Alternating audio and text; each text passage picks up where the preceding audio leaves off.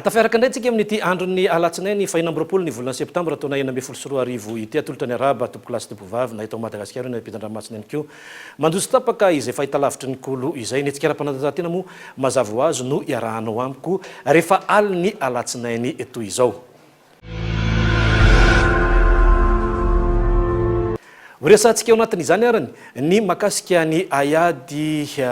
Muay Thai sy ny pancrace zay atao etsy Korondrano ny voalohan'ny volana oktobra ho avy izao satria dia alalao eo amin'ny sehatra raisam-pirenena izy ity tsy adino ihany koa ny fibatana fontsamby zay manan-karemba avao tsika ao anatin'izay satria dia mahavelombolo indray ny fifanana teny anivon'ny ligy tamin'izao fotoana izao ary betsaka ihany koa ireo nametraka ny anaram-boninahitra tamin'ny fedina taty amin'ny faritry ny ranomasimbe andianina teo amin'izay fibatana fontsamby izay tsy adino ny fankalazana ny 15 taona ny aiady kickboxing ho an'ny CKBE izay anisany mametraka ny tontolo tsara izay nametraka ihany koa ny tao anatin'ny sehatra iraisam-pirenena ny karaté teny anivon'ny fehezama ny basketball izay isika ihany koa mampiatrano ny CCOI raha ny fanazavain'ny tompona ndraikitra satria dia tsy afaka mandray ireo faritra manodidina ty amin'ny faritry ny ranomasimbe andianina noho ny olana ara-politika misy eo amin'izay firenena misy azy ireo izay ny farany dia ny makasika ary tsy kely fa tena lehibe indrindra ny azakazaka familiana fiarakodia izay anisan'ny goavana ary nametraka tontolo tsara tao anatiny izay fananana izay natolotra anao arany amin'ity aliny alatsinainy ity mahareta hatramin'ny falany tompolasy tompovavy. Resatsika voalohany ary manodidina ny sehatra ho an'ny tontolon'ny bola lavalava fantatra mazava zany zao fa dia fitsangatsanganana tanteraka nataon'ny tao anatin'ny fianakaviam-bean'ny federasiona ho an'izay tontolon'ny bola lavalava izay ametraka tontolo tsara tsika eo fifidianana ho an'ny federasiona amin'izao fotoana izao ary raha ny zavatra vita ho an'ny teo aloha ho an'izay tarihandrakoto malala marsela inona moa ny zavatra vita raha tamin'ny taona 2022 sy ny 2022 raha ny dingana farany zao ny andrefesantsika ny zavatra nisy teto Madagasikara dia niatrika fifanana teo amin'ny asety ny tovovavy malagasy ny andry ny laharana farany izy satria firenena valo nandray anjara tsika amin'ny fahafito zany hoe le laharana fara zany no tena mifandrombahana tamin'izao fifananana izao tao arinany io ihany koa dia nandeha indray ny zazalahy ho an'izay bola lavalava taty amin'ny faritry ny Afrika izay tany amin'ny laharana fahaefatra isika rehefa latsaka teo anatin'ny akatoko ny famaranana izay lavony namibita amin'ny isa folo no fito ary rehefa niatrika ny 3e place na laharana fahatelo mbola tany larana fahaefatra indray nisy amin'ny Madagasikara izany hoe lavo mikeny tamin'ny isa mavesatra dia mavesatra 270 no aotra izay rehetrarehetra zay ve mbola tontolo tsara ho an'ny tontolon'ny bola lavalava tena tsy manam-panava tsy sitsony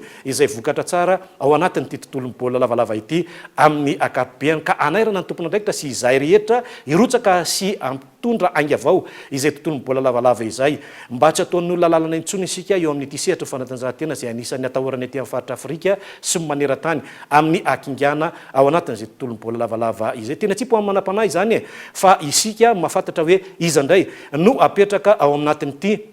filohan'ny federasiona ho an'ny tontolon'ny bola lavalava ity. Resatsika manaraka kosa ny aiady eo amin'ny Muay Thai sy ny pancrace etsy Korondrano no anatotsana izay ady anisan'ny goavana izay betsaka ny mpandray anjara tsika eto Madagasikara ary ireo heverina fa hiaro ny vonam-pirenena no alahatry ny mpanazatra ao anatin'izy ity sehatra iraisam-pirenena izy ity ary efa isy ihany koa ny zany hoe pancrace zany ao anatin'ny sehatra iraisam-pirenena na velombolo ny lalao mandroso miverina natao Madagasikara teto Madagasikara sy ny tatsy anosy la réunion internationale fa amin'ity voalohan'ny volana oktobra ity ihany koa dia mbola tsy mena amin'ny zany ny fahaiza-manao antsika eto Madagasikara ao anatin'izay aiady Muay Thai sy pancrace izay andeha ho fiainao anaty fanadidina ety arany ny makasika izany.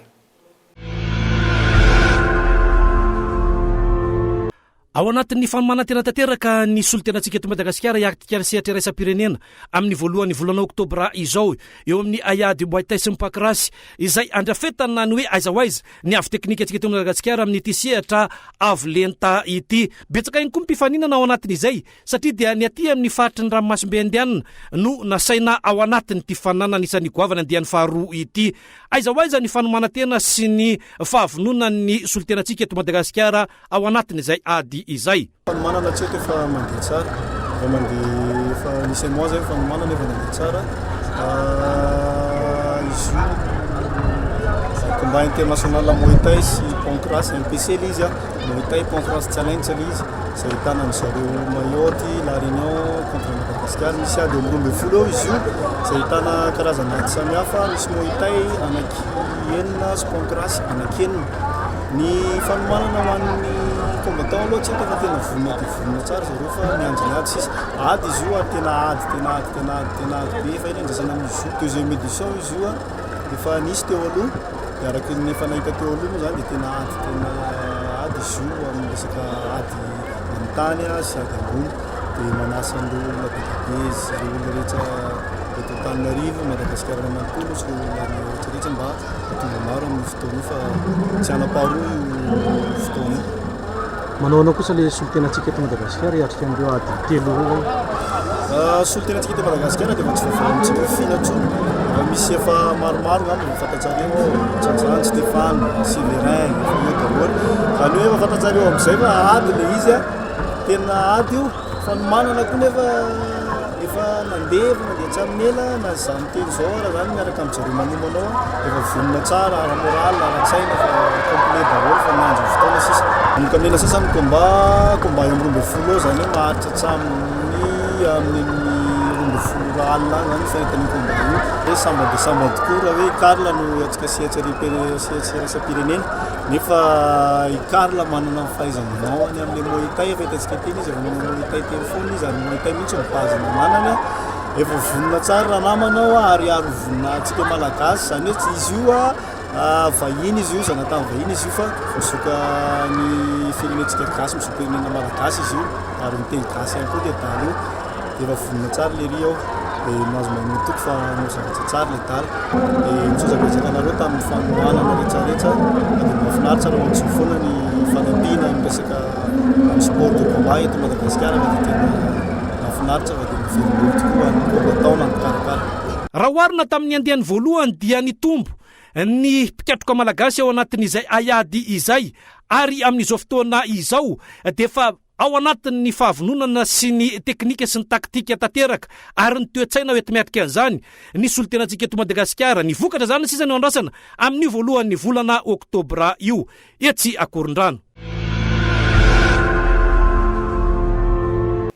Fa ny etsekilan'izay ny makasika ny fibatana fonjam-by kosa indray betsaka ny tontolo tsara izay tao anatin'ny sehatra raisam-pirenena rahantsika mahita ny fahaiza-manao teo ny andrehatsy toaina amin'ny rahalahy tany fanobahana medaly volamena betsaka satria dia nahatratra enina medaly volamena azon'izy amin'ny rahalahy ireto tamin'ny andian'ny fasivo teo amin'ny lalaon'ny nosy izay natao tatsy amin'ny nosy La Réunion amin'izao fotoana izao efa fantatra ihany koa fa misy ny solofidimbon'ny ala eo amin'ny ity sehatra ho an'ny fibatana fonjam-by ity ho an'ny ligina Analamanga izay karanao anaty fédération moa izay fipitantanana izay ho fianoantsika eo anaty fanadihadiana arany ny makasika ny fibatana fonjam-by.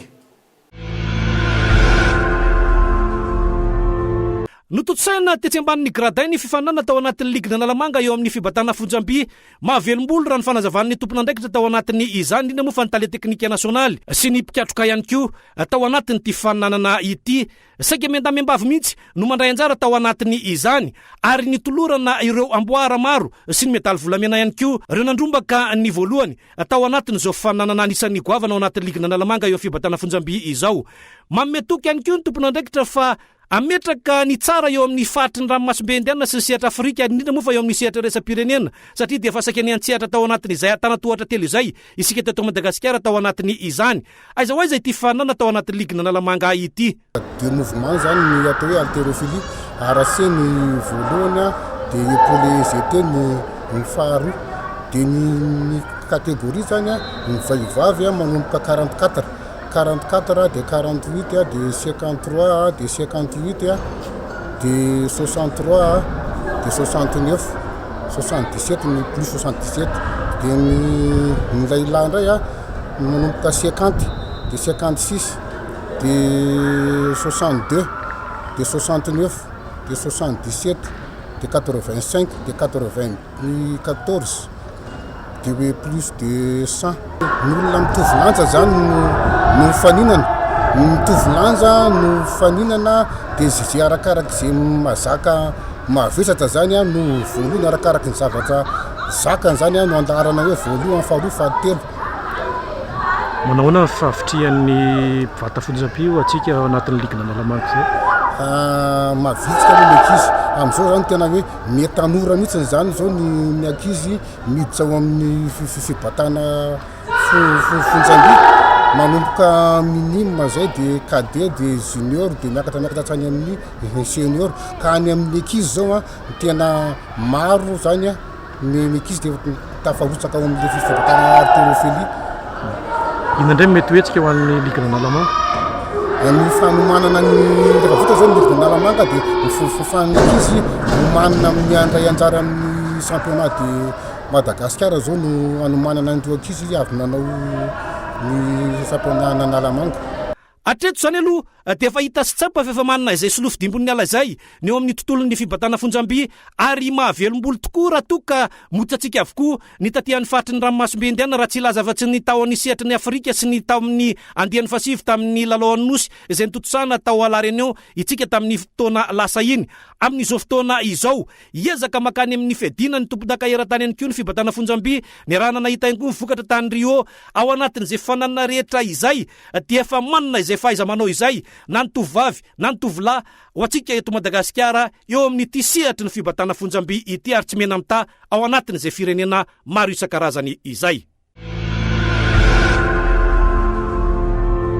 Fanetsakilan'izay ho an'ny Ayady kickboxing kosa indray dia tetsy amikanjan'ny Tafimamasina izy ireo nakalaza ny ivony 12 taona ho an'ny CKBE izay anisany mametraka tontolo tsara ao anatin'ity Ayady ity rehefa nametraka ihany koa tao anatin'ny sehatra ho an'ny mandrafitra ny ekipam-pirenena malagasy amin'ny ankapobeny amin'izao fotoana izao betsaka mpandray anjara tamin'izao Ayady anisany goavana izao ary natratratra any amin'ny 30 mahery saingy nosombany fahatapahan-tsiro mo ny fananana tetsy amin'ny kianjan'ny Tafimamasina dia rava noho izay ny fananana ao anatin'ny fankalazana ny 15 taona ny CKBE ity ho fenotsika anaty fadadidiny ny makasika izany. Tetsy amin'ny kianjan'ny Tafimamasina no nanatontosana ny ivony Jobily ny 15 taona ny CKBE anisan'ny andrareziny ao anatin'izay Ayady kickboxing izay betsaka ny mpandray anjara tamin'ity indray mitoraka ity ary maro ihany koa ireo kleba nandray anjara tamin'izao katikady izao. Tao anatin'ny fahavononana tanteraka sy ny rindran-tsehatra anisan'ny niavaka no nandraisan'ny CKBE ireo mpifaninana rehetra tao anatin'ny izany. Izao fananana izao dia miroso tsikelikely amin'ny fitiliana sy ny fandrafetana ihany koa izay mety ho taratra ao anatin'ny ligue sy ao anatin'ny fédération indrindra moa fa ny ekipam-pirenena malagasy izay ho fantatra tsy ho ela ihany koa izay solitenantsika amin'ny taona ho avy io satria raha tamin'ity taona ity tsika dia tsy nanana izay solitena izay taty amin'ny faritry ny Afrika. Raha tamin'ny ty fankalazana ny 15 taona ny CKBE ity tao anatin'ny fahafianona tanteraka ny kianjan'ny Tafin'ny Mamasina ary anisany mahavelombolo raha ny fampiroboroboana ity Ayady kickboxing eto Madagasikara ity no jerena manahoana izay tao anatin'ny 15 taona ny CKBE izay.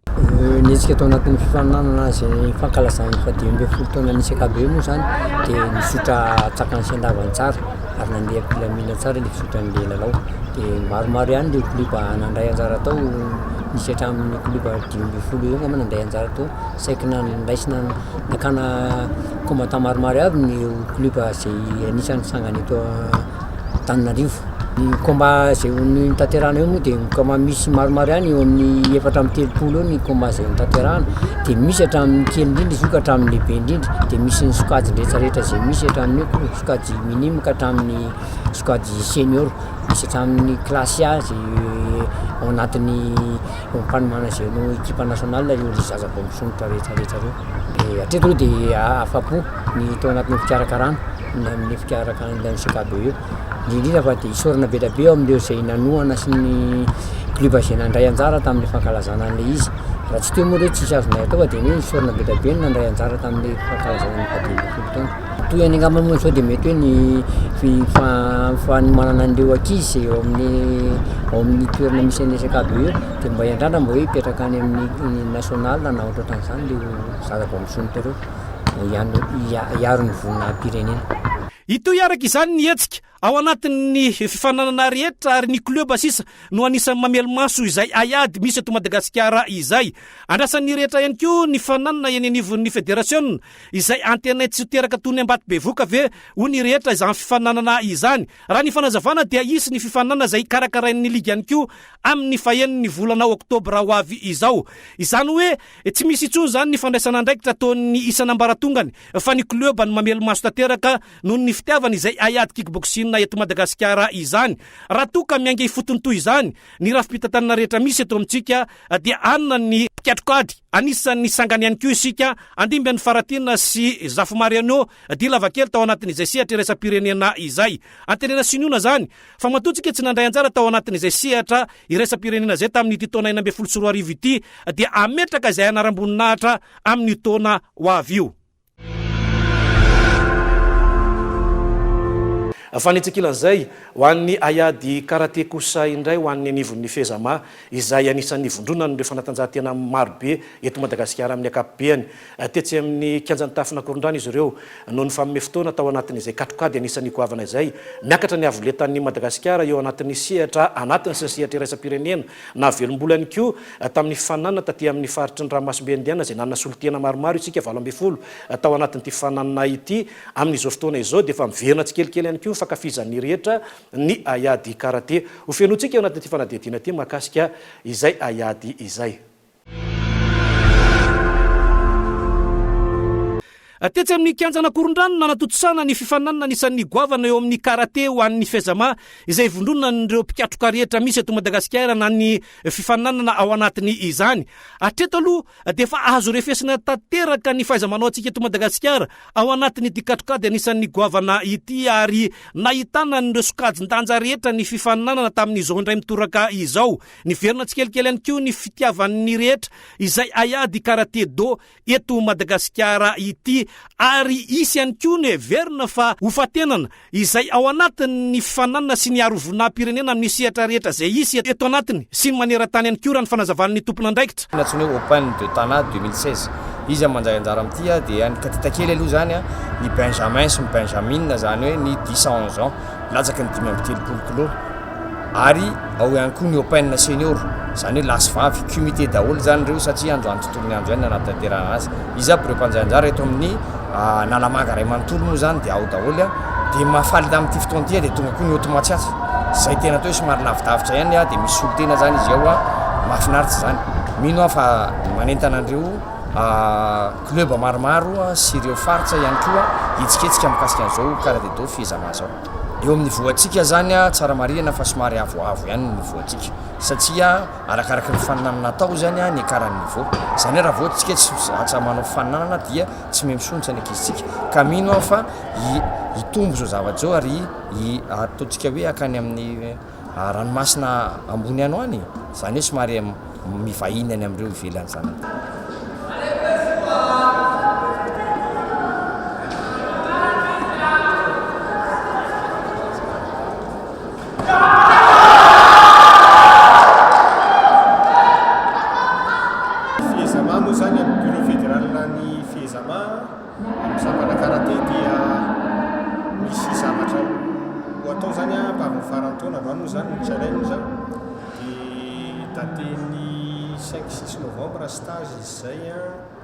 Stage sady misy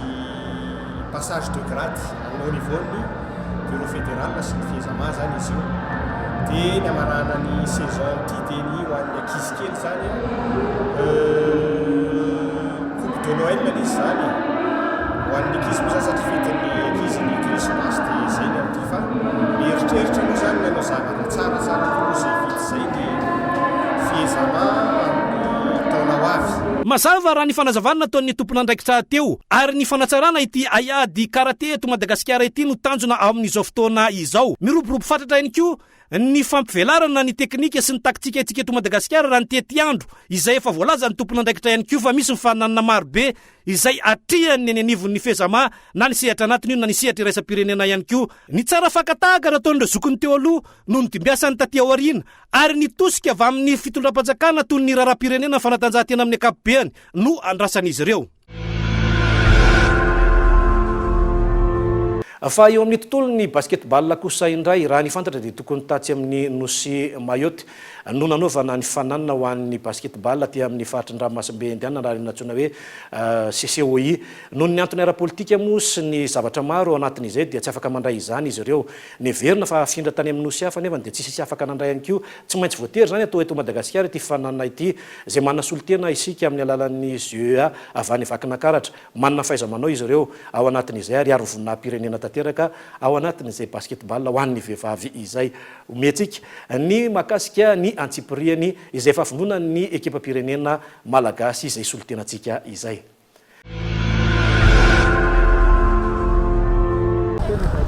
Ny préparation club GEA zany zao dia tena ao anatiny mandeha ao anatin'ny forme tsara ny ankizy zao efa metomboka mampiaina le condition physique zay zao fa mamiditra amin'ny resaka teknika kokoa dia raha prévu tany Mayotte ny CCCOI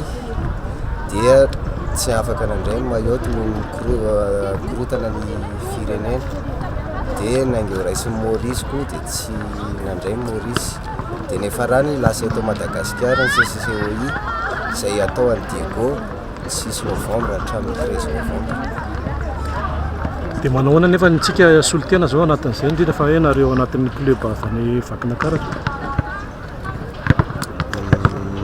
zay dia vonina ny andray anjara amin'ny CCCOI io ary mieritreritra ny batany fandresena.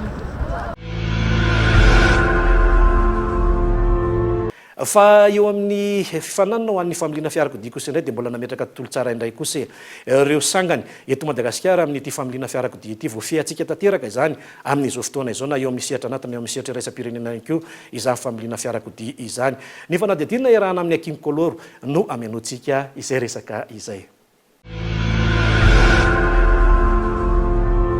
Ny farana omaly ariva teny amin'ny tany malalaka Ambohimalaza ny slalom module ankoka 24 ilay dingana fahavalo an'ireo miadana anaram-boninahitra amin'ny slalom amin'ity taona ity izay nokarakarain'ny club FMMSA maro notoanany design auto araka ny fitsipika dia ny fotoana tsara indrindra vitan'ireo mpanamory tamin'ny ireo manche telo voasoratra ny fananana no noraisina ary nametraka izay mpandresy araka izany dia hitany avy amin'ny club Azatana nitoro ilay Citroën Saxo Cool TVFM sokajy M10 no tompony teny farany izy no nanao fotoana tsara indrindra izay nataon'ny première manche navitany 2 minitra sy 5 sekondra sy 8 apahazato izay tsy nisy nanamotsana izy araka izany no nibatany amboara tamin'ity dingana fahavalo ity teo amin'ny filarana amin'ny ankapobeny sy nibatany ihany koa ny amboarany sokajy M10. Mal le meilleur temps imo zany vita dia fa hoe 2 manches sy androany dia fa lamdam aloha fika moa dia mitovy ohatrany amin'ny manche rehetrarehetra any miatahaka foana ninina fa ohatran'le tracé sy le piste aloha hitako hoe tsara e nafinaritra nety tamin'ny M10 sy ny 2 roues motrices le izy dia ça va. Izy moa araka le laminasiny foana hoe saxo slalom dia C2 ralia dia arak'izay moa zany isaka ny vita ny slalom dia manao miditra révision ohatra hoe général moa zany fa